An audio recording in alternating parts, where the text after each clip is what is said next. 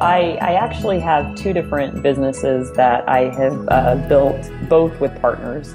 The first is Dryad Communications, and we provide internet in rural areas. And in that business, my partner is a early 70s white male. So part of the reason I point that out is that he and I are, different gender, very different age, different point in our careers.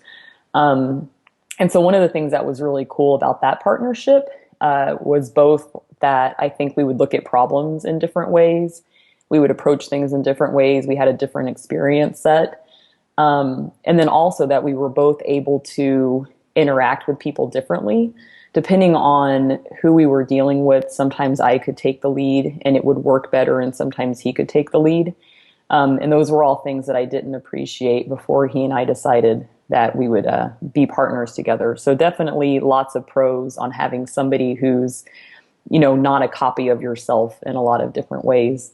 Um, Cons, anytime you have a partner, there is going to be personality things probably, or approaches to doing things. But I don't know. I mean, the benefits far outweigh the cons, I think. So it's just, you have to figure out how to work through those things. And to me, that's like any relationship in life, is you have to learn how to work together or figure things out together.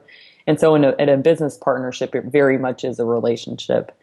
My second business that I'm working on now, 79 Studios, have a partner again, and she and I actually go back to undergrad. And so we've known each other since we were 18 years old, but just became business partners when we are 36. So, again, like a lot of the pros, I guess, would be like having somebody you really know well and you can trust, like a very built-in understanding of how to work together, knowing how both of us react in situations. So we didn't have to get through figuring that out about one another has been really awesome. And so kind of thinking about my first business partner, we worked together about 4 years.